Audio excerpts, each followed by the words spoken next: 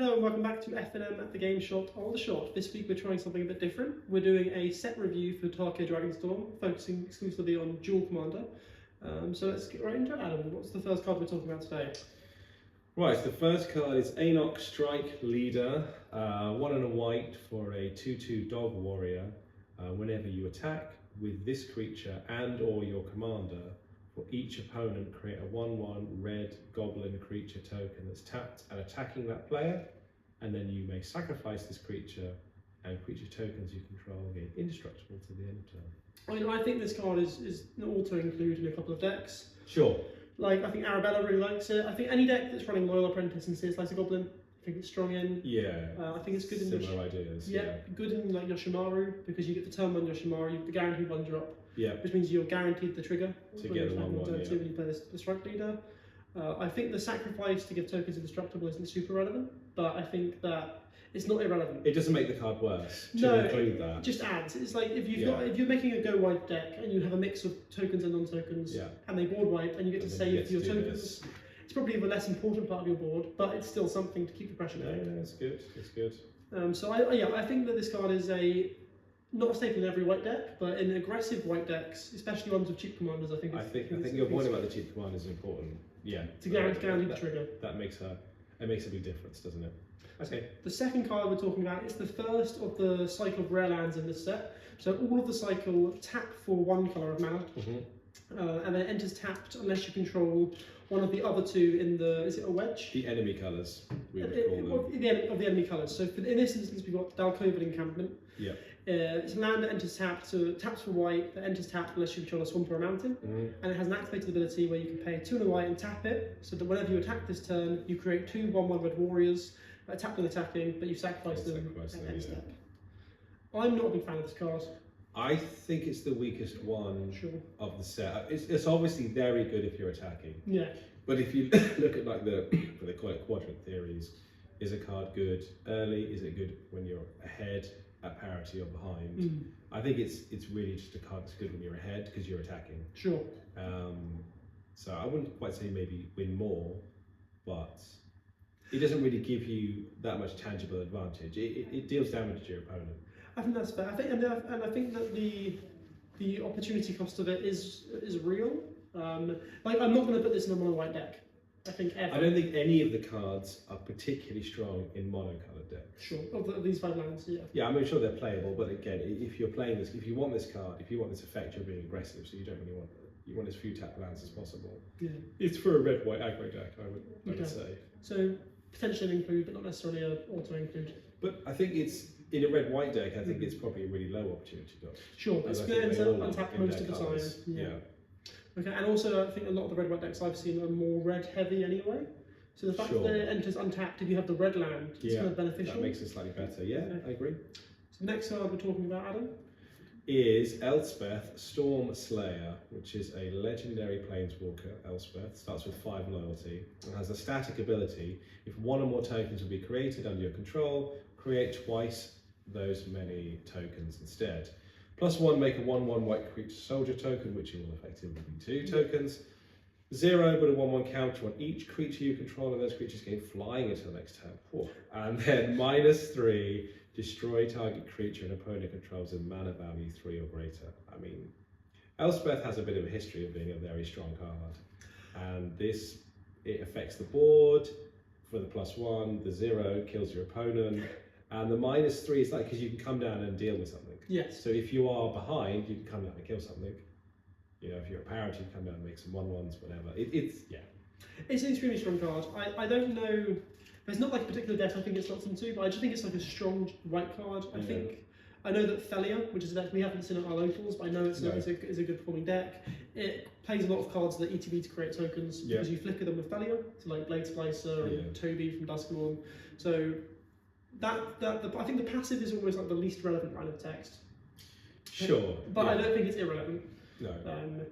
And I think, Planeswalker but negatives to destroy something. The 0 ability is surprisingly strong. It's very strong, because you just even if you don't attack, you could put a 1/1 counter on each creature you control. Yes. That's really good. And they get flying until your next turn means that they can block flyers. It's not just for attacking. Exactly. So I think this is one of the stronger cards in the set. Absolutely. The next card I want to talk about is Tempest Technique, which is 3 and a white for an aura with Storm. Enchant creature you control, it gets +1/+1 for each enchantment you control. And the reason I wanted to talk about this card is because Light Pause is one of the decks I play the most. And when this card was spoiled, a couple of people sent it to me and was like, this is going to be so good in Light Pause, and I don't think it's good at all.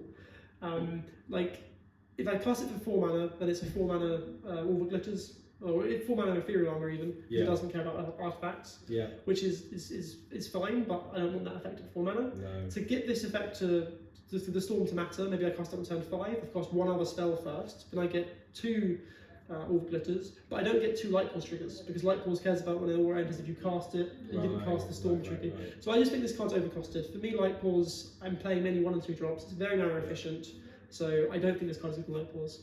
Yeah, I can't disagree with it. It's 4 mana. I mean, do you even have anything in your deck that costs 3 mana in Light Pause? I have 4. No, I have a 5 mana card, Solitude. But cast for 0. Exactly. So no, I don't think this card's very good in Light Pause or really just. But generally. mentioning it because it's other people have mentioned to me they think it's good. No one explain why I don't think it's good. United Battlefront, which is 3 and a white for a sorcery. Look at the top 7 cards of your library and put up to 2 non-creature, non-land permanent cards with mana value 3 or less from among them onto the battlefield, and put the rest on the bottom of your library in a random order. So very reminiscent of Collected Company. Yes, I think it's difficult to build round decks like this and Collected Company in a 100-card singleton format. But in this format, you generally want your permanents to cost 3 or less. So and 7 cards, you're probably likely to hit. I think the difference is, like with Collected Company, is it instant as well, firstly, instant significantly better than sorcery. I also think just creatures generally, most decks run a high density of creatures to non-creatures, so you're more likely to hit creatures and relevant creatures. Non-creature on land. I don't really know why this card is sorcery speed. I don't think it would be broken at instant speed. I imagine this card is ready for 60-card formats where you have a lot of redundancies. You can put 4 copies of this, and then 4 copies of each of the various permanents that you're looking to combine together to do some powerful effect, which is not really relevant for our format that we're playing. But I feel like it's a good card to keep in the back of your mind going forwards. If there is ever like a deck that isn't as creature heavy, like a proper Enchantress deck or something going forwards, I think there could be a home for it. I don't think there's a home for it right now. Agreed. The next card we're talking about is Voice of Victory, 1 and a white. It has Mobilize 2. It's a 1/3. Mobilize 2. When it attacks, create 2 tapped and attacking 1/1 Red Warrior creature tokens, and you sacrifice them at the beginning of the next end step. And it says your opponents can't cast spells during your turn.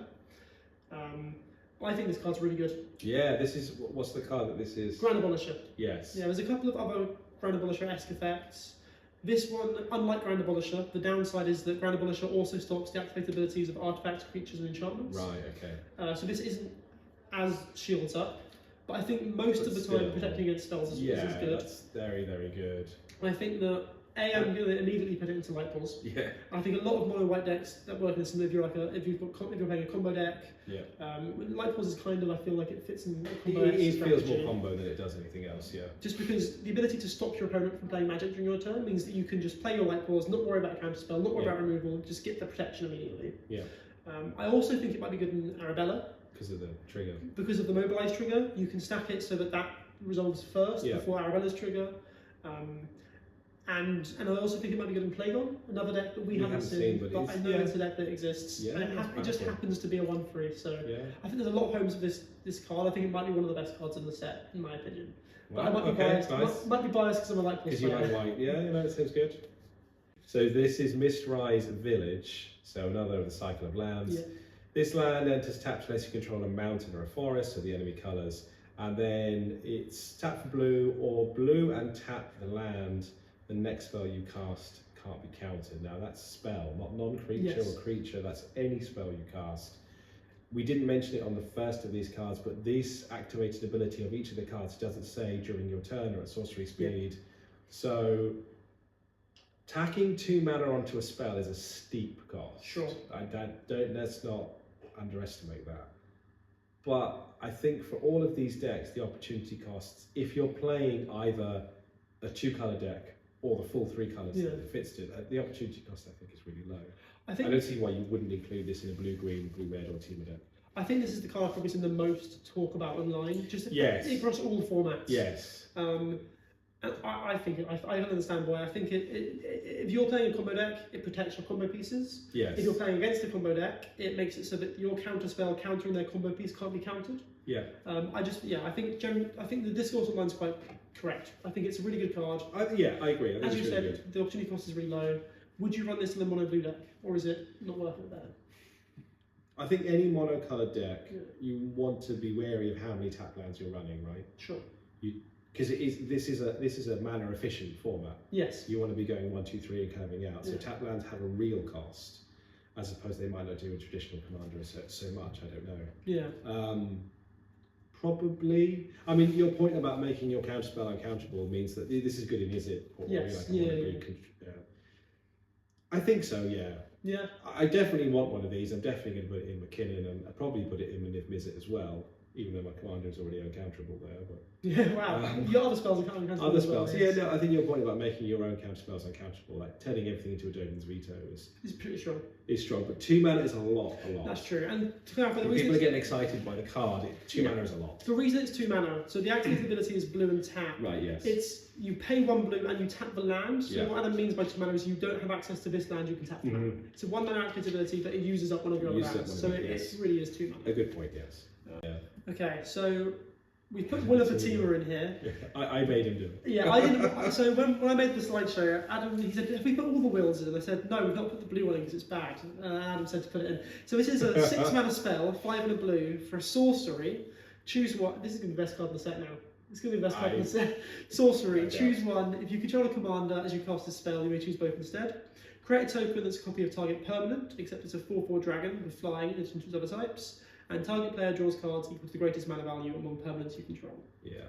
I didn't put this in the slideshow initially, but we've put the rest. It's in, we complete the cycle, but yeah, I think we talked about it, and I think if it was an instant, which it's not, I think it would be consideration. Sure, a slightly worse than Library Carefully.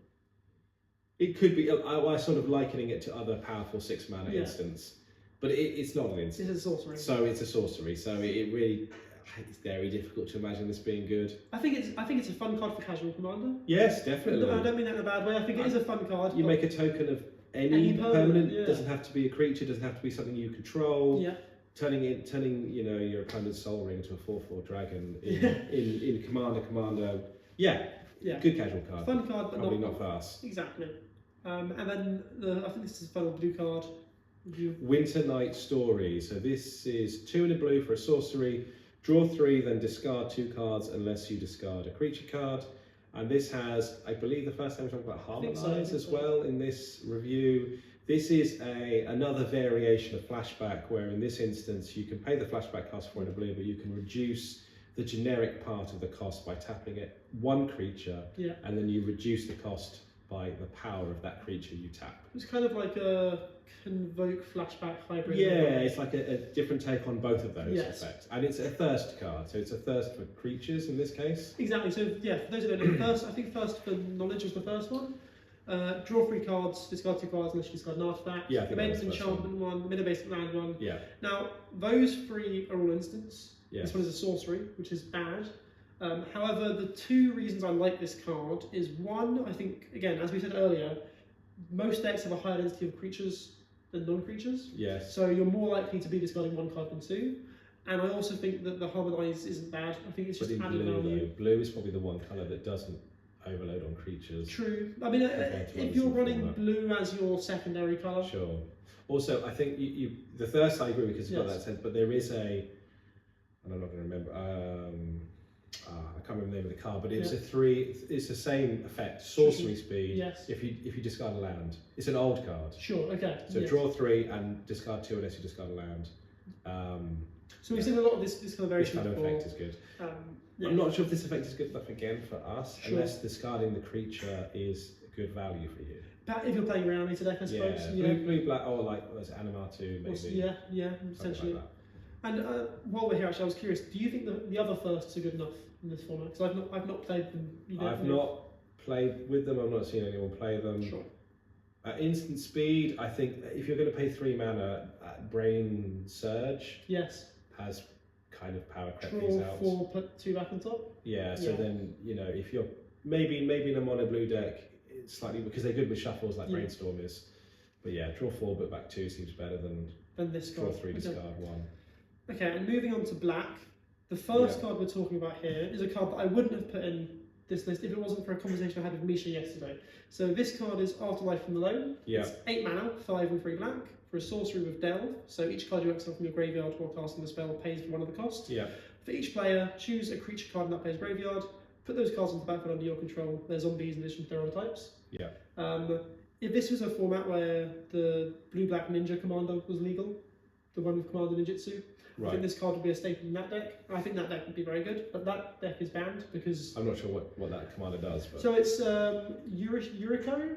Yeah. Hidden Shadow? 1 free... it's 3 mana, but it's I know it's got ninjutsu, but what makes, when it deals what makes damage, this relevant? when a ninja you control deals damage to a player, you also part of your library. Each player takes damage equals of a CMC. Okay. Okay, fine. So if that was a deck, then I think this card in that deck would be very good. That deck isn't allowed in the format, which is fair because Commander Ninjutsu cheats command attacks. But Misha was talking about, he was thinking about building a Hidetsugu and Kairi deck. Yes. So this is a card I wasn't familiar with, but it's 2 blue and a black, flying 5/4. When it enters the battlefield, you brainstorm, you draw 3, put 2 on top. When it dies, you exile the top card of your library. Target opponent loses life equals its mana value, and if it's an instant or sorcery card, you can cast it for free. Yeah. So again, I think this is a card that has one place in one specific deck, not necessarily a top tier deck, but I wanted to mention it because I put that connection together. I'm interested why you say that, because I don't know why you don't think that 3 mana but 2 creatures into play is a good card. Oh, okay, right, I'm wrong. Okay. No, I don't know necessarily that you're wrong, because Sure. I don't think either of us are experienced enough in the format to say. Fair. But Treasure Cruise and Dig Through Time are banned. Yes. Delve cards are extremely powerful. That is true. And in a format with fetches and tons of cheap spells, this basically reads as black, put 2 creatures into play. That's true. I think this card is probably very good. I'm happy to be wrong. Yeah. We're new to set reviews. No. This card, Delve is a powerful mechanic, and I think this card is probably quite good. Oh, great Arashin City. So the black version of this land. So this one, the enemy cards are green and white. So if you control a forest or a plains, comes to play a tap, taps black. 1 and a black, tap it, exile a creature card from your graveyard, make a 1/1 white spirit creature token. So yeah, I mean, my first thought when I saw this card was Ketchamos. We got it in the last set. I think Ketchamos is probably one of the most meta-shifting commanders we've had recently. Yes. We've yet to have it at our We haven't seen it yet. But Tom says he's building it, and if he doesn't do it soon enough, I'll build it myself. Oh, okay, it's a race. But you said you think this card's good outside of Ketchamos as well. I think so. I think I'd seen some discussion online, people saying, "Oh, it's not a flyer," and blah blah. But 2 mana tap, so I guess effectively 3 mana to make a creature for free. We've seen lands that make creature tokens that sacrifice themselves, or way more mana than this. As I said, there's no timing restriction at all on this. This is just end of turn, I've got some mana, make a 1/1. That seems really good. The card that I think comes to mind for me is Throne of Eldraine, the white land. Yes. Where it's like 4 mana to make a 1/1, and that was still playing. It was like almost a win condition for like blue-white control decks. So this is a 2 mana version of that. It's slightly different because you have to exit the creature, but no, I think I think this card's good. You might even say it's great.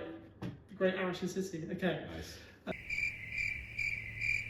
Well, Rock Curse Rakshasa, creature demon, not legendary, with trample and decayed, a keyword that we saw from an Innistrad set recently. Midnight Hunt, thank you.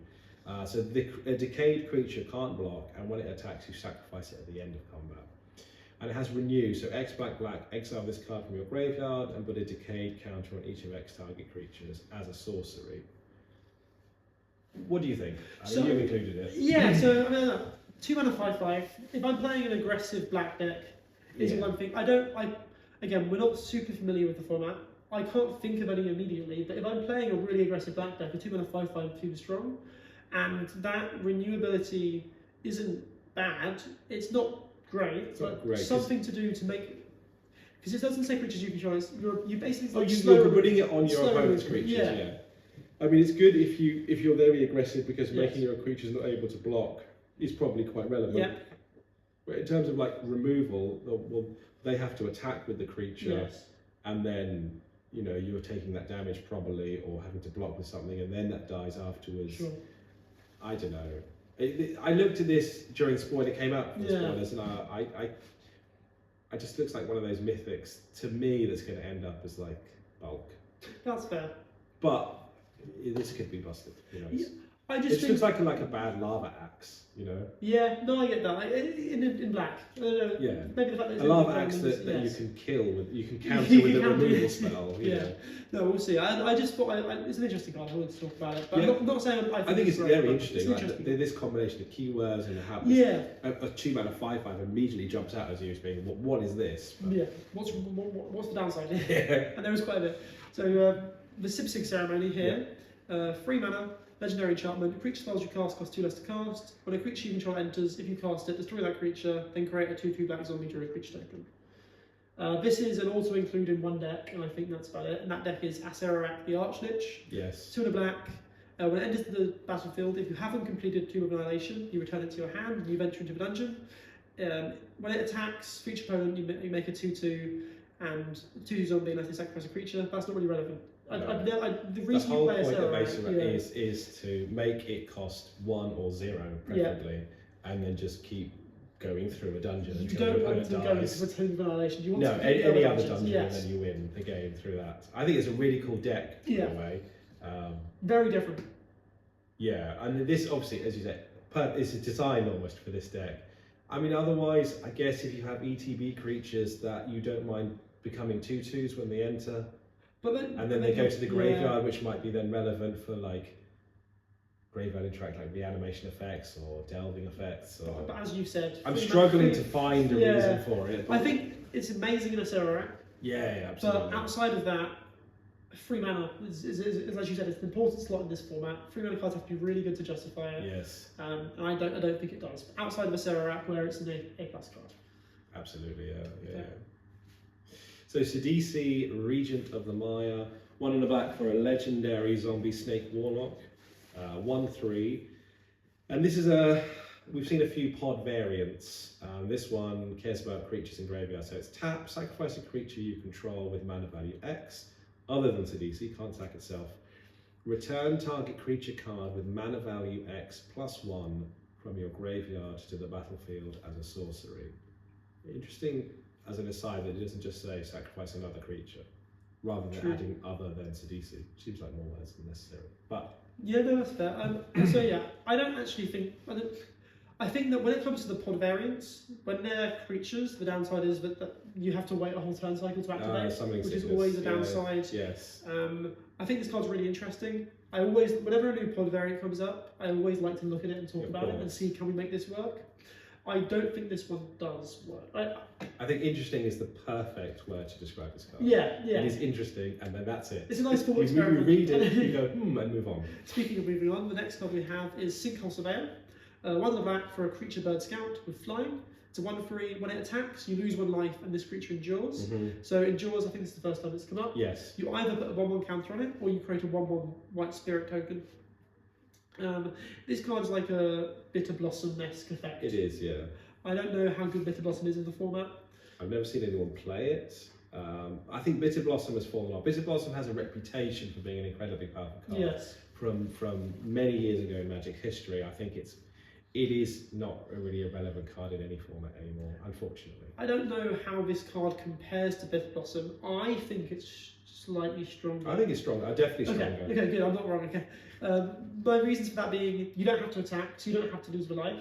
That's a good point. And sometimes you don't want to go wide, you want to go You've tall. got And this card flexibility. allows you to do either. Yeah. Kind of like we were saying in one of the earlier cards, Yeah. adding an extra ability on does not make the card worse. Yes. So having a choice of 2 things to Yes. do is just better than having the one thing which you would choose 90% of the time. And I also think that it's relevant that it starts as a 1/3. Let's say you put a counter on every time. 1/3 for 2 mana is kind of like, that's always going to be a good. Yes. Like, it's never. You can block with it. You can block with it, but On yeah, the turn you play it. it works well. And I think, just adding in, the card I thought of when I saw this was Dark Confidant, Okay. which was a card that was like a creature version of Phyrexian Arena. Yes. And it was so much better because you could kill your opponent with it. Yes. And I think it's not quite the same thing, but kind of like you were saying, Sidisi is worse because it's a creature version of the pod. I think a creature version of this enchantment actually just makes it better. Well, it's a static ability, yeah, as opposed to an activated ability. Yes, yeah. So I think it is a lot better than Bitter Blossom, and if you want that effect, you'd rather have this. Yeah, pick a nice, or both, if you really want the effect. You might as well, Signature format. Teval's Judgement? Sure. We'll call it that. Yeah. 2 and a black for an enchantment. Whenever 1 or more cards leave your graveyard, choose one that hasn't been chosen this turn, and you've got the option of draw a card, make a treasure, or make a 2/2 black zombie druid creature token. I'm not sure if this card is good, but recently, in the last set, we had Monument to Endurance came out. Yes. Cares about discarding a card, and again, you choose one that's been chosen that has 3 effects, 2 of which are the same, 1 of which is different. Yeah. And I saw that card, and I didn't think it was good. And in some formats, I don't think this one, but people have made that card work really well. It was fun. People seem to really like it. I don't know.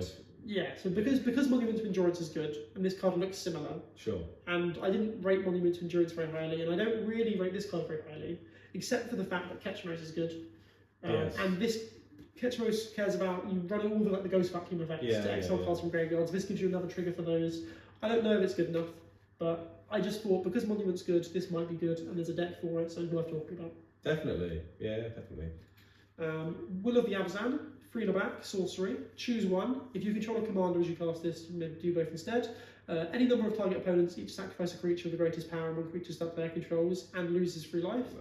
Return target creature card from the to the battlefield. Yeah. This is the best one in the cycle, right? I think it's strong. Yeah, I mean, that first ability is very strong. Yeah. Crackling Doom, or whatever it was we saw from the original Tarkir, I think. Yes, which was, it was a 3-mana edict, but it was great. It was even playable and constructed because it made you sacrifice your best creature, which often is going to be the creature with the greatest power. Plus lose 3 life. Yeah. And then it's just 4-mana reanimate. Well, it's Zombify, right? It brings a creature back from the graveyard into play, not back to your hand. Zombify is the 3 black. It was in Foundations. Yes. Yes, yeah. So that's why. Yeah. I just don't know what deck it goes in. I don't think it's. I think the card's good. If you can do both of them, it's good. I don't think it's good if you're only doing one or the other. I think I'm where you are with white, and that black is the colour I've not played at all in this format yet. Right. So I look at this card and I think it seems strong. And it's good to have your input because you've got more familiarity. I think if your commander costs less than 4 and you can play this after playing your commander. Yeah. I mean, they lose their best creature, you put a creature into play. Yeah. It's a win. Yeah, it's probably a win. Yes. I do. Yeah, I don't know what the shell would be. You'd want to. How is that creature getting into the graveyard in the first place? You know, you want that creature getting into the graveyard in the first place. So it might be another kind of reanimatory style, self-mill style, green-black, green-blue type deck. Strong card, but we're not sure what its home is. Sorry, black-blue, I mean. Yes. Cori Mountain Monastery. This land enters tap unless you control a plains or an island in this case, because it taps for red. And then it's 4 tap, exile the top card of your library until the end of your next turn. You may play that card. So the play pattern with this is your opponent passes the turn and you haven't decided to spend your mana because you're probably playing this in like a blue-red style deck or so on, and then you impulse draw for the next turn. My only kind of conflicting view on this is that I feel like it's best to activate the ability in the end of your opponent's turn, which makes me think I'm playing a control deck. Yes. But until the end of my next turn, I may cast it. I'm playing a control deck, so I'm going to be running lots of counter spells. So I'm going to exile and I can't play it. Impulse drawing a counter spell isn't good. Yes, and I feel like 4 mana is a steep cost.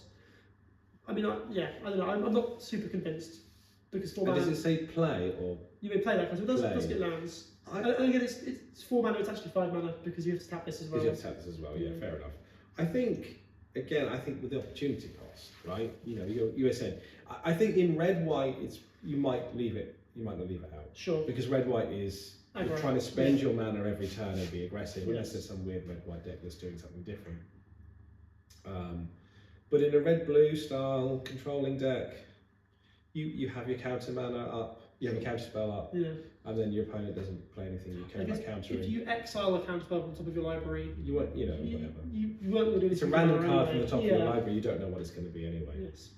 I would probably include this in a red-blue sort of control-ish. I think something I do want to mention now, actually, just talking about these lands in general, is I think we're seeing a lot more lands recently, like the Kamigauni and Dynasty lands and stuff, where they're just the cost of including them is so low. Yes. I think the density of those lands is getting greater to the point where you're going to have to start being more selective about which ones you include. Yeah. I'm not necessarily saying we're there yet, but No, it's a how fair many point. cards can you just replace a basic with before eventually you There is actually... a limit. Yeah, so I think that's worth mentioning with cards like this. It's a good point. Shocking Sharpshooter, 1 and a red, Human Archer, 1/3 with Reach. Whenever another creature control enters, deals 1 damage to target opponent. It's an impact trainers on legs. Which I was kind of saying is, it's usually makes them slightly better. Yes, they're vulnerable to removal spells if people play, but then they can also attack and block. I think, yeah, if you're playing impact trainers, you might want to consider running this card as well. I don't really have much more. So yeah, it triggers impact trainers, doesn't it? It does, and yeah, okay. Stadium Headliner, single red for a Goblin Warrior, a 1/1 with Mobilize 1, which we've talked about, but it's when it attacks, make a tapped and attacking 1/1 red warrior, which you sacrifice the end step, and then you can play 1 and a red to sacrifice this creature, and it deals damage equal to the number of creatures you control the target creature. What it says on screen. Yeah. And again, Arabella's doing well this set. Yeah, I think there's a couple of big winners this set. Arabella being one of them. I think the thing about this card is I think it's quite good at lots of stages of the game. It's a good 1-drop. You can stack the Arabella trigger so you can immobilize before Arabella does damage. Yeah. But also the problem with like 1-drop aggressive red creatures is sometimes when you're later in the game you top deck them, you're like, this is really bad right now. Yeah. But at least with this one there's a chance that it can be a valid removal spell. To target its only creatures, not to any target, sure. So yeah, so if you draw I'm just this reading red, it and thinking about where I put it. I think because it's a one mana spell, that makes it playable. Because Arabella is 2, so you don't care about 2-drops as much. You just want to play a very small, selective few 2-drops. 1-drops and 3-drops. Definitely want to be playing a 1-drop on turn 1 in that step. And a 1-drop that makes another 1-drop, which Arabella cares about, and then later on in the game, because again Arabella's a deck that wants to go wide, it can sacrifice to be removal. I think it's just an auto include. You think there aren't enough other, because like obviously Ocelot Pride is probably like the very best. Is the best, yes. Not everything can be as broken as that, but I mean, yeah, it kind of like you were saying about the low opportunity cost lands. Yeah. Is there a limit? How many 1-drops Sure. do you want? And is this better than some of the ones that currently been played? I don't know. No, it's an interesting question. But again, I know some people who've played the deck. I've not played it myself. I'm not super familiar with the list, so I could be wrong. But to me, this feels like one of the better ones. I agree. And again, I think a big part of that is because of the fact that top decking at late game, it can be a removal spell. Yeah, and you can stack it, can't you, to make it work with Arabella? Properly. Yes, yeah, you can resolve mobilize before the Arabella Which I trigger. think makes it probably quite good in Arabella. Yeah, good. So the next card to talk about is Stormscale Scion. Yeah. Again, Stormscale is the name of the indicator Mark Rosewater used to determine how likely the card is to return. So I think it's quite funny it's been printed. Stormscale Scion, 4 and 2 red for a creature dragon. Flying, other dragons get +1/+1, storm, and it's a 4/4. I don't know if I'm correct about this, but I think this card is quite strong. I don't think it takes a lot for... Let's say you cost 1 spell before it. Yeah. You get 2 5/5s for 6 mana. That's true. If you've cast 3 spells, you get 3 6/6s. I'm not sure where the home would be, but you just need to play 1 ritual, play this, and I think there is like... the big bodies are good sometimes. Isn't Ral Zarek from MH3? Yes, I believe like that's a storm style commander, like a pyretic ritual deck. I suppose it's sort of redundancy in terms of Empty the Warrens. Sure, yeah. But I have played a little bit of Storm in Modern, and really win condition cards are the things you least want. Sure. Because you often want to find them from like your Gifts Ungiven or some other effect. What you want is ways to generate a high storm count and lots of mana and draw more cards. So I guess it's like a second Empty the Warrens. I feel like my main thing is I don't think you need to get the storm count very high for this card to be good. Yeah, I get what you mean. I think at 2 it's fine, at 3 it's good. Yes. Yeah. So if you can just play like 2 rituals into this, you've created a potentially game-winning frame. And I guess if you are playing something sort of Ral-esque, then you play Ral on 2, you play a couple of rituals on turn 3. Yeah, you make 3. What did you say? 3 6/6 dragons. 3 6/6 dragons. Yeah, maybe. That's I'm probably underestimating it then. Yeah. Nice. Okay. Will of the Jeskai, 3 and a red for a sorcery. Again, if you control your commander, choose both mode. Each player discards their hand and draws 5 cards, and the other mode is each instant sorcery card in your graveyard gains flashback to the end of turn, and the flashback is equal to the mana cost, which is, you reminded me, Past in Flames. Which is Past in Flames. It's kind of like a mini Wheel of Fortune and a Past in Flames, which we were talking about this, and I think you weren't immediately wanting to include it, but there are various what do we call them? Draw punishers. Yes. Yes. So Hull Breacher probably being the most obvious one, but Narset. I mean, even something like a Razorkin Needlehead or a Bowmasters. That's Bowmasters and Shieldred was what I was thinking Yes. of. Yes. So I think if you're playing a deck that's trying to play wheels and draw punishers, then this seems like a good wheel to include. Because it gives everything the flashback after you've wheeled. Yeah, then you could cast some of your other wheels from earlier. Yep. Yeah, no, that's an interesting point. Okay. So moving on to green now, and the first card is Kishla Village. So this is a land, enters tapped unless you control an island or a swamp. Taps for green. 4 mana taps, avail 2. So again, this is kind of 5 mana because you have to tap this land Effectively, as well. yeah. It's just better than Castle Vantress. Sure. Is my first thought when I read this card. Okay. Castle Vantress is an island, a blue land that you require an island to come to play untapped, and it's 2 blue tap itself to scry to. Yes, Surveil more powerful than scrying, yes. Maybe green doesn't want the effect as much. Blue liked that card in controlling decks. Yes. Because it gives you something to do with your mana, like we talked about with the red version at the end of turn. Well, I mean, I think there are green graveyard decks. Like you've got your Grist deck. I think there's also Jude has the Frog Glab. Yeah. I don't know if Glab wants this because Glab surveils anyway, but redundancy and again low opportunity cost. I don't think this one's bad. Again, I think we've seen all of them now, so I think we can safely say, in my opinion, the blue one is the best. I think the black one is the second best, and then the other ones for me are all kind of just meddling together. I think that's fair. But we could be proven wrong. I think I want them all though. I think I've cards on my wish list to get when the set actually comes out. Sure. These lands all look pretty good, but you made a very good point about the number of these types of lands that exist and how many can you afford to shoehorn into your deck. And we're seeing a lot more of them being printed recently. Anyway, so Nature's Rhythm. X green for a sorcery. Search your library for a creature card with mana value X or less and put it onto the battlefield and then shuffle. And it has Harmonize, so the modified flashback. So X, green, and then you can tap a creature to reduce the X cost by the power of that creature. So this is Finale of Devastation of sorts, without the win condition ability. Without the and plus I suppose crucially, Finale also got things out of your graveyard. Oh, true, yes. But it's any creature, so unlike something like Green Sun's Zenith, that only gets green creatures, it's easier to play because it gets any creature.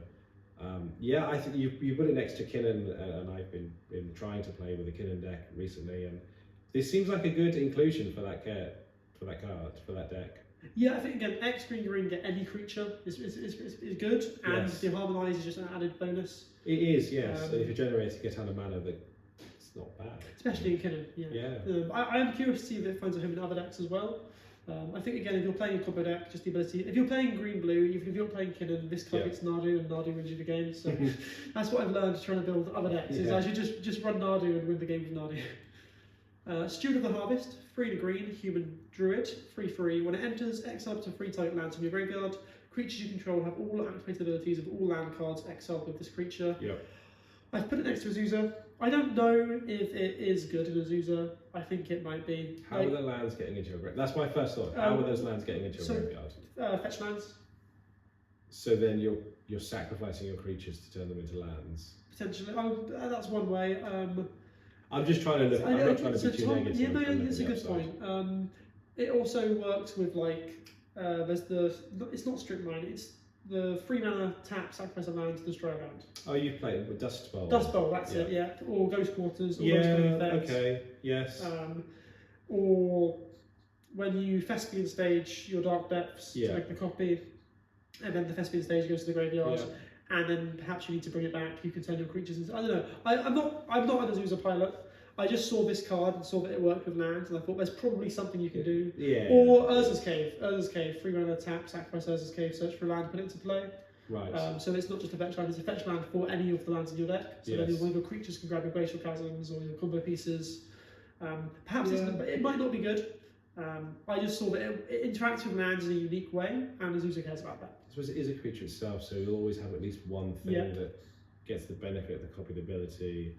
Yeah, and also I think that there becomes a point in the game where Azusa's kind of unnecessary. Yeah, definitely. Like you play her, play a few lands, and then really you've played all your lands now. Yeah. And I think at that point, having Azusa, who's probably still on the board, because if your opponent hasn't countered it or killed it early, then they don't really need to worry about it anymore. It's done its damage. Now Azusa can start doing something else as well. Yeah, that's good. But also, creatures you control have activated abilities of lands in your graveyard. That includes like tapping for mana, at the very least. Oh, I think I misread it when I thought it had the activated abilities of one of the exiled 3 lands. Of all land cards exiled with this creature. But if you exile a land that taps for mana, then that creature taps for at mana. least Yes. No, I did get it. So I'm not necessarily saying it's definitely going to Azusa, but if it was to go anywhere, it'd be it's worthy consideration. Yeah. Surrak, Elusive Hunter, 2 and a green for a legendary human warrior, 4/3. This spell can't be countered. Trample, and whenever a creature you control or a creature spell you control becomes a target of a spell or ability an opponent controls, draw a card. So this is your least favourite card in the set, isn't it? I've been playing the original Surrak as my commander for quite a while. Not recently, but I was playing quite a while, and I'd kind of put that Surrak to the side, waiting for a new Surrak to come out, and this is not that Surrak.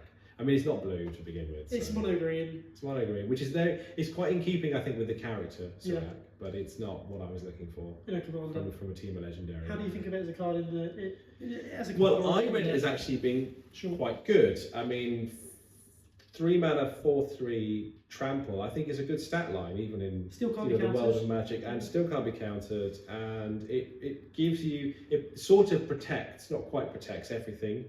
All of your creatures anyway, whether they're on the stack. I like the fact that it also includes on the stack, so it kind of punishes blue decks as well as punishing like black and red decks that play lots of removal. We've seen effects that like enchantments that say whenever you target or kill an opponent, one of your creatures you get to draw a card, and those are really annoying to play against because it means that all your removal you're sort of getting 2 for 1 whenever you play your removal spells. But something I had not realised that you brought up, and I'll let you discuss now. So I didn't discover this. I saw it online. If you play Surrak and your opponent plays Orcish Bowmasters and you can't interact with it, you lose the game. Yeah. Because Surrak's on the battlefield, Orcish Bowmasters enters, deal 1 damage to Surrak on ETB. Surrak triggers and you will draw a card. Yeah. Orcish Bowmasters will then target Surrak again. Yeah. And this will keep happening until eventually you'll lose the game. You'll deck yourself. Yeah.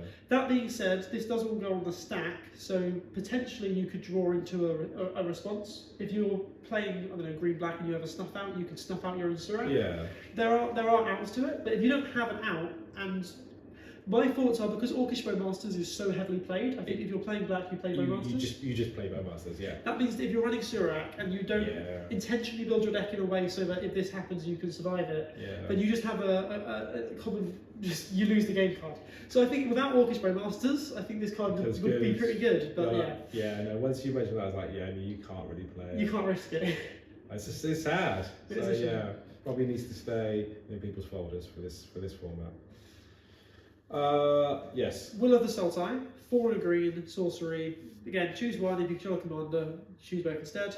Target player mills 3 cards. Return all land cards from your graveyard to the battlefield tapped. Put X +1/+1 counters on target creature, where X is the number of lands you control against trample instead of turn. Said it before, it's an Azusa card. Yeah. It's the same question, how are those lands getting into the graveyard? I know you're milling 3.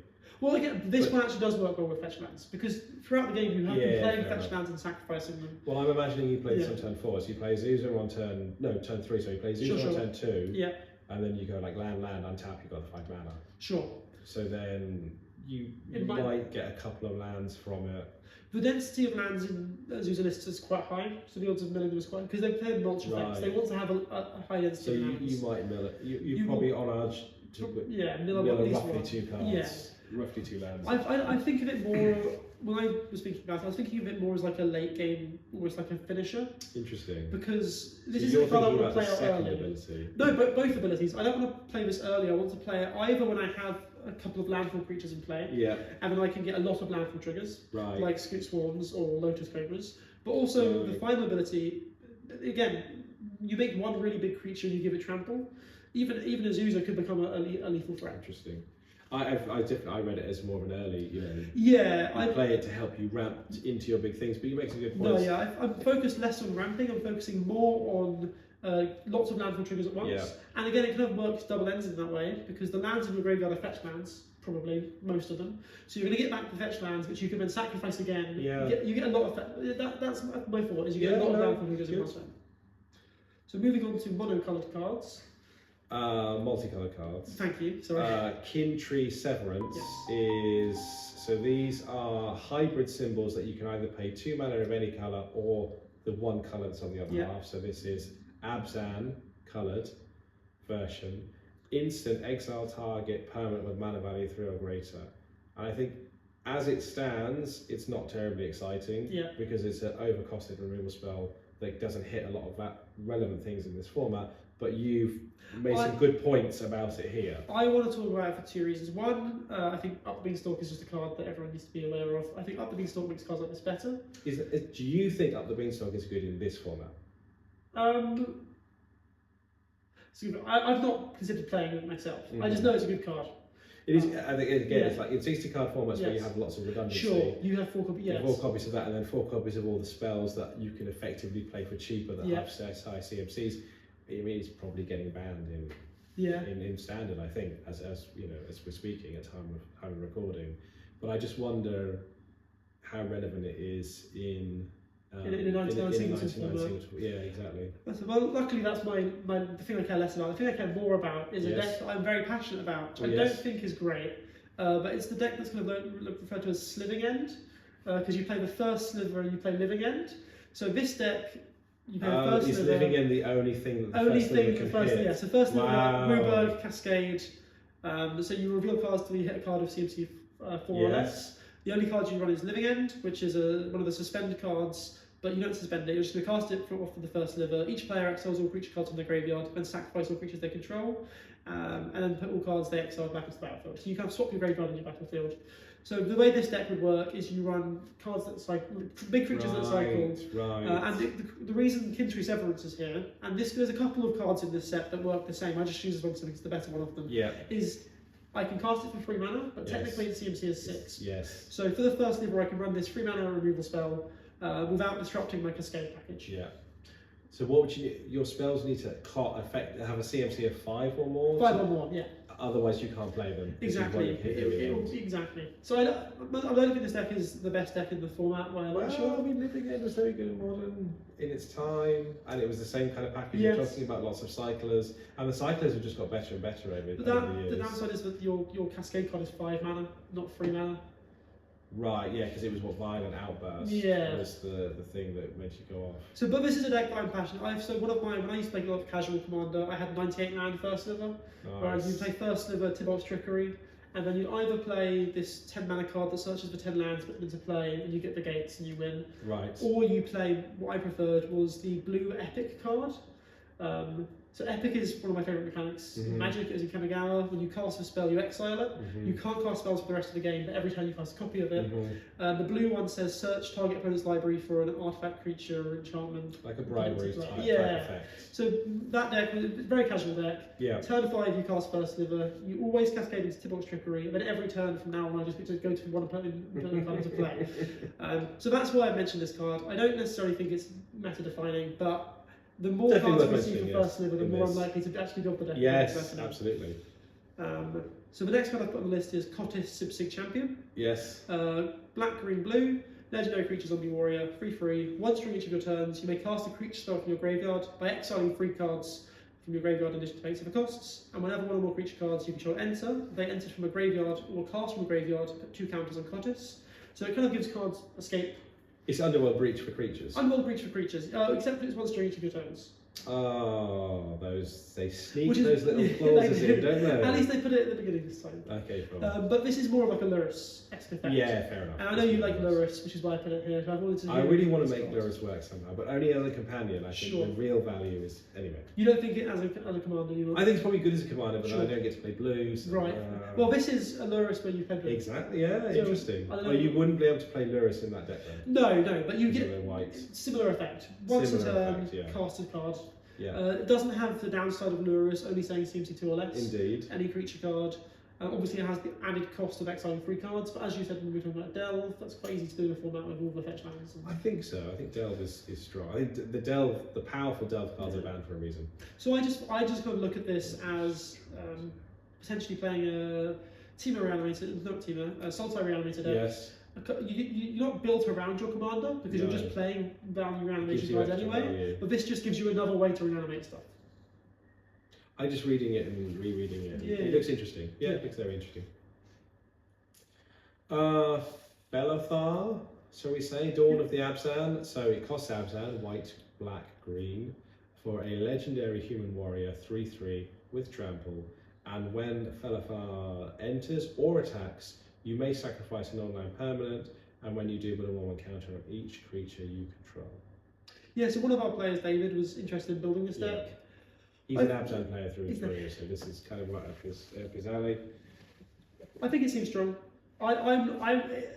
How do I explain this? I don't know how to build this deck, if that makes sense. I think the card reads as strong, but Yes. I don't know what. It's Well, not that we were talking about it, weren't we, in our sort of Yeah. chat, and I mentioned the Outlast creatures, but also thinking about it, there was a whole bunch of creatures from Modern Horizons 3 that had like the Eternal Witness variant, Evolution yeah, Witness. Yeah. they all had, what was it, kind of adapt, yeah. So, but they were worded in such a way that whenever a counter goes on it, you get the effect. Yeah. But you can only adapt once. So this is a way to get constant value That's from true. those types of That's creatures. very strong. Also, the non-land permanent you're sacking doesn't say non-token non-land permanent. Sure. So little things like treasures and 1/1s and tokens and whatnot that you might have lying around. I think it's going to be a build around, right? It's going to, unlike you said, the last commander would be indestructible value. This is like, this deck only works really well when this commander is going to be in play, whatever that deck will look like. Hopefully David will make it work. Yeah, I'm really excited to see what he does with it. No. Okay, so the next card we have is the card that I am most excited about in this whole set. It's Lotuslight Dancers, 2 black, green, blue, for a creature zombie bard, 3/6 with lifelink. When it enters, search library for a black card, a green card, a blue card, put them into your graveyard and shuffle. I feel like this card is a 1-card win condition waiting to happen. Mm-hmm. I don't think with the cards currently printed in Magic, you can win the game when this resolves with no other mana. But I do think it's still very good, and I think that as more cards get printed, there's a chance. I just think this card's going to get stronger and stronger when we get more graveyard sets. The best I can currently think of with this card, for your blue card, you get Narcomoeba, which is a 1/1 for 2 flying. But when it's put into your graveyard from your library, and this is putting it into your every library, it gets put onto the battlefield. The black card you get is Dread Return, which is 4 mana, return target creature card from your graveyard to the battlefield, flashback, sacrifice 3 creatures. So crucially, if you have another creature in play and you play the Lotuslight Dancers, you go get Narcomoeba, put it into play, you now have 3 creatures. You can now pay the flashback cost of Dread Return, sacrifice those 3 creatures and put whatever green creature you want into play. If you have 2 other creatures in play, you can keep the Lotuslight Dancers, which is 3/6 lifelink body isn't relevant. I don't know which green creature you get. I don't think there's just a green creature that can win the game. It doesn't have to be mono green. It just has to be. As I say, Atraxa is probably the best one I can think of. Atraxa is good. Like the big one. The only thing I think about, I was thinking of Atraxa being very strong, but then what commander am I building? Yeah, indeed. And so the other thing, to be pedantic, I enjoy that. It's not, if you have to have another creature in play to sack, it's not a 1-card package. Sure, I get what you're saying. You're saying in the future it new could be a cards will 1 come card. out. Yes, I think it could be. As it stands, it's not a 1 card. There are some very good green creatures that you can get. Yeah. But you need other stuff going on. No, I think this is a card that's going to be just sitting in my brain, and whenever we see cards that care about the graveyard, I'm going to be like, how do I make Lotuslight Dancers work? Very good. And potentially that already does. There's so many cards in Magic. There might be some random obscure card that was never good and is now good. And that's good. And I love it when that happens. My criticism of this card is the artwork. How are they zombies? So yeah, I don't know. I think it's a bit strange. Yeah, I think, yeah. Anyway, so next card. Moving on. Mardu Siegebreaker, 1 red, white, black for a human warrior, 4/4, with death touch and haste. And when this creature enters, exile up to 1 other target creature you control until this creature leaves the battlefield. And then when this creature attacks, for each opponent, create a tapped token that's a copy of the exiled card, attacking that opponent. And at the beginning of end step, sacrifice those tokens. Right. A lot of text. That's a lot of text. It's good with ETBs. Yes. Because firstly, this creature has haste. So exiles a creture, you attack, you immediately get the ETB again. Yeah. If it dies, the creature returns, you get ETB again. I especially like this in Ishin, 2 Heavens as 1, which is a Mardu Samurai commander, red, white, black, 3/4, and it's got a Panthemonicon for attacking. So if an attacking creature causes a triggered ability to trigger, it triggers an additional time. Yeah. So you play Ishin on turn 3, turn 4 you play Siegebreaker, exile 1 of your 1 or 2 drops, and then you get 2 copies of them. I was going to say, because the only thing I'm thinking of is that Ishin probably doesn't want to pay that many ETB effect creatures. They want to play creatures that care about attacking, which is slightly different from ETB. Well, but you'll get 2 copies of that creature, so that's probably fine. The only downside I can see here is that you want to play cards with Ishin that have attack triggers. Yes. If Mardu Siegebreaker exiles a card with an attack trigger and then it attacks, the card is put into play tapped and attacking, so you don't get the attack trigger of the tokens. But if you're getting like just a big body or something, I think it's still okay. Yeah. So perhaps it maybe, as you said, it might not be as much of a good mesh as I thought. I think the card just reads as quite strong. But only for Ishin. I mean, I agree. I think in general it just reads quite strong. If you're playing these colours, you're probably going to play creatures that have ETB effects because, well, we're all playing creatures with ETB effects. So, yeah, and it's got haste. So I think for 4 mana, it needs to have an immediate impact in this format. This has that. And also, I think it's the fact that you get the creature back is huge as well. Yeah, and it's templated in the more modern way where it's not like an exile and then return separate stack. So if you kill this in response to you targeting it, basically nothing happens. You don't like flicker the creature or anything, but just nothing happens.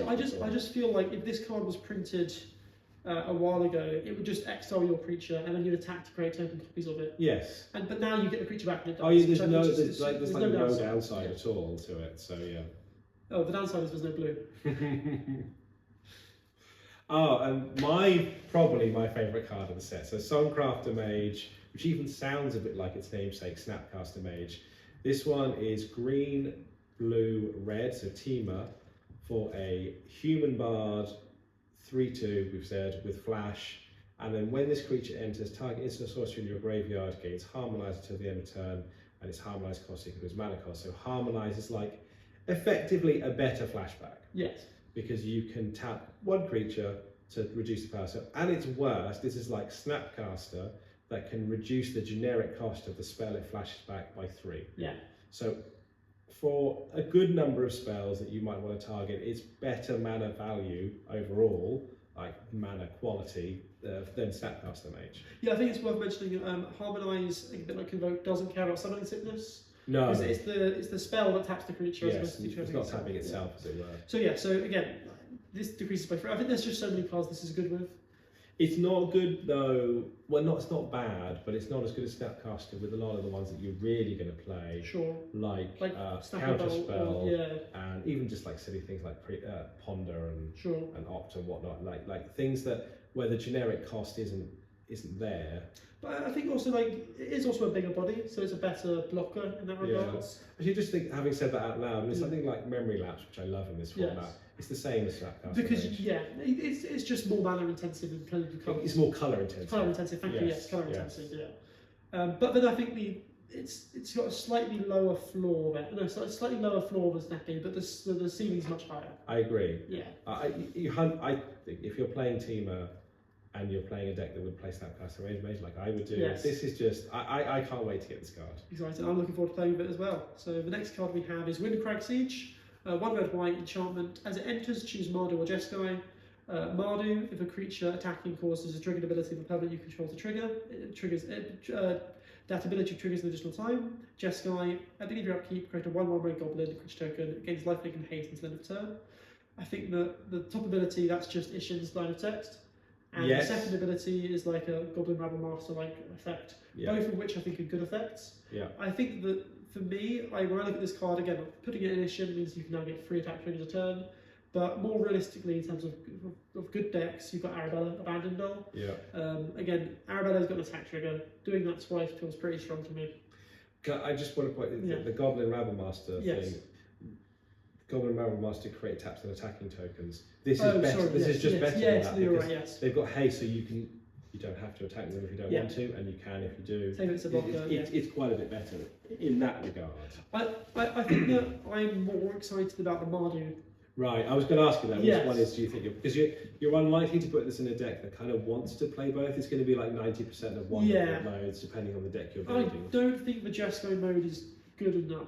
No, because there's a bunch of other creatures, and we sort of talked about this multiple times, where creature versions of enchantment effects tend to be better because they're creatures, and so Rabble Master and Legion Loyalist and or whatever. All those effects, and there's just better. There's just a high density of that effect now. Yes. I don't think this makes the cut. It's the Mardu one I like. That being said, I don't think the Jeskai text is irrelevant. I can imagine an Arabella deck maybe potentially naming Jeskai later in the game if things aren't going as well as you want them to. Yeah. And just getting that one every turn might be what you need. Yeah. I do think that 95% of the time you're going to be naming Mardu. I'm not sure if Arabella wants it, but I think copying Arabella's trigger seems pretty strong. Seems good, yeah. Yathan Road Watcher, which is 1 white, black, green for a human scout, and that's a 3/3. And when this creature enters, you may cast, if you cast it, mill 4 cards. And when you do, return target creature card mana value 3 or less from your graveyard to the battlefield. Why do you like this card? Okay, so it's a 1 mana 3/3, right? Because you play this and you get back a 3 mana creature, and I don't know.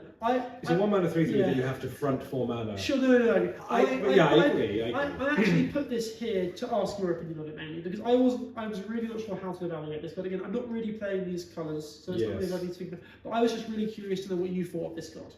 I guess I'm thinking about it. The only Abzan deck I'm really familiar with is what we're saying, David's deck, is Thalia and Get Round deck, which probably does put a decent number of creatures in the graveyard because you're sacking things to attack Thalia, and you're generally going to be playing a lot of cheap creatures like Thalias, 2 mana Thalia, Bowmasters, and the protection creatures, the moms and that kind of thing. So it's probably going to hit. It's interesting that you said about it being a 1 mana 3/3. That's only really if you get 3 mana's worth of creature back. Yeah. If you're getting a 1-drop back, you mentioned David's deck. I just remember David runs Felia, the dog. The dog, yes. So that makes this card better because you could sacrifice a creature with good ETB to Thalia's attack trigger. It only cares. Oh, you cast it. You're right. You're right. Yes. Because the Wizards have thought about that. Because obviously reanimating this is kind of spicy as well. Except it's not. But it's not. But that's why they've included that. Yes. Yeah. If they haven't included that. I guess it's not as strong as I thought it was. It just feels like stapled on stats. If that makes sense. You get a 3/3 and then you suddenly have another. You get a free cost card. It's kind of like a reanimation effect that gives you a 3, if you like. Yes. Yeah. What are we thinking of? What's the flashback one that's quite good? The returns. Burial Rites? Oh, sorry, no. It's like 1 mana to return a 3 or less. Unearth. Oh no, it's like an Unearth, but it's 4 mana, and we all sort of know in this format the 4 mana is kind of expensive. No. I don't agree that it has to win you the game. I think it has to have a good impact on the board. Sure. Which this can do if you're getting back a good creature. But there's too much variance. I think so. Maybe I'm pretty wrong. But I think it's just on the cusp, but it's just not quite overwhelming. And I mainly put it here to just see what you've got. Yeah, which is good discussion. Myself. So Mox Jasper, 0 mana legendary artifact, tap and 1 mana of any colour, activate only if you control a dragon. Yeah. I don't really think this card is good in the format. But it is a Mox, and I don't think it's going to be banned, which is rare. The only other Mox that isn't banned is Mox Tantalite, which is a suspend Mox, which is terrible. I think this one is slightly better than that. You can actually play it. When I think of this, I think potentially in the future, if we get a good a good 1 or 2 mana Dragon Commander, or a good 1 or 2 mana then it would be banned, probably. Then it would be good. Otherwise, the only way I can ever think of it working is if you've got a historic or legendary Matins deck, where just playing a 0 mana cast a historic trigger might be good. If Joyra was a good deck, Yes. I think it might You be mentioned Kethis. or Kethis. I've put flubs got here. flubs down here, yeah. But again, the other thing I was saying to you off camera is that there's just such a high density for flubs of there's just so many 0 mana cards that kind of do nothing but a little bit of something that you can now choose the best versions of those cards. Right. You don't need to just run the terrible. Right. This one really does nothing. There's just so many 0 mana cards. It's like a minor upgrade to something that already exists. Well, I don't think it. I think more my point was there's just so many now that you wouldn't need. That you don't need this. I see. Sorry. There's such a high density of 0 mana cards that have a minimal effect. Yeah. And this one in flubs, I don't think it's ever going to be relevant. Yeah, although, funnily enough, one of the flubs combo lines does involve a human that turns into a dragon. So technically, although some of the lists don't run any dragons, some of them do run a human that turns into a dragon. So technically, you could trigger it. I still don't think it's worth it. I'll call this the card that's most likely to get banned at some point in the future. That's fair. When they print a commander that works with it. That's fair. I mean, the only other card I think could potentially be banned is the blue land because they banned the Cavern of Souls. We didn't mention. We should have mentioned that at the time. Yes. It is a Cavern of Souls effect in a format that doesn't allow Cavern of Souls. But they do allow Boseiji, which is the other card it's comparable, the original Boseiji. Yes. The enters tap one. So I guess let's see what Time will tell. Yes. Ugin, Eye of the Storms, 7 mana, generic, for a legendary planeswalker. Ugin starts with 7 loyalty, has a static ability when you cast this spell. When you cast this spell, exile up to 1 target permanent that's 1 or more colours, and then when you cast a colourless spell with a static ability, exile up to 1 target permanent that's 1 or more colours. And then we get to the abilities, the activated abilities. So +2, gain 3 life, draw a card, 0, make 3 colourless, specifically colourless mana, and -11, search your library for any number of colourless non-land cards, exile them, shuffle, and then until the end of turn you may cast those cards without paying its mana cost. So it's a planeswalker, it's got lots of words on it. It's 7 mana, it's really, really good. Ugin, 8 mana Ugin, the old one was fantastic. But things have moved on, and you can't just put a really good 7 mana spell in your deck unless you have some way of casting it well before. We've said it before, this is an Azusa card. I think this card goes in Azusa, definitely. I think it's very important to note that if you're playing this in Azusa, you shouldn't try exiling a Basalt Monolith with it, because Basalt Monolith is a colourless card. But no, fans of the channel will understand that reference. I think again, the on cast is really relevant. Yes. Anything that's on cast is good because it gets around counter magic. Yeah. I think I think I hadn't really read it properly until I literally just read it now. Yeah. The fact that it exiles something when you cast it and then can keep exiling things later because you're playing more colour spells is really good. This is probably like crazy for traditional commander, right? Probably. I think it's ridiculous. Playing a whole bunch of mana rocks. Yeah, exactly. And I think the only thing that makes me think maybe it's not as good as Azusa I think it is. I don't think Azusa runs that many colourless spells actually. You've got like Crucible Worlds, Eldrazi. I think really the cast is it's 7 mana removal in a colour that doesn't have much removal. I mean, I don't know, maybe it's not as strong as we think it is, but it reads as really strong, and the only place it reads is incredibly strong. It's just 7 mana is the thing. But the only home I can imagine is Azusa. Yeah, I agree. So, overview of the set, my opinion, I think there's a couple of strong generic cards, mainly being like the blue land. I think there's a lot of more powerful cards that are very deck specific. Right. I think probably, as the real winners of this set in a way is probably Azusa and Arabella. And maybe Ketramos, you mentioned Ketramos. And Ketramos, to be fair, yes, those. I think those 3 got the most new cards. Probably Felia as well, the dog. But I think don't feel like anything new is going to come out of it. I don't think we're upgrading existing things. I think upgrading as existing opposed to creating new I don't think this is going to be meta defining. Right. I don't think really any of the legendary creatures are going to be super top. Like last set we got Ketramos, which just is immediately one of the best. I mean, that's kind of like me comparing other 1-drops to Ocelot. Yes, It's so good that it's going to be difficult to have something like that in every. We wouldn't want to see. No, of course not. No. And I think it's also worth saying that overall, I'm very happy with this set. Yeah. From a power level perspective, I think it's nice to have a couple of upgrades. Yeah. I don't want every set to be a Modern Horizon set. I do like Modern Horizon set, but I don't think every set should be. They're very weighty on the format, aren't yes. they? They cause bans, they cause big meta shifts. Yeah. Once every few years is fine. No. So well, thank you very much everybody for watching. If you have any opinions, feel free to leave them in the comments. Let us know what cards you think are good, and if you'd like us to do this again. I hope you have a great rest of your day. Thank you very much. Thank you.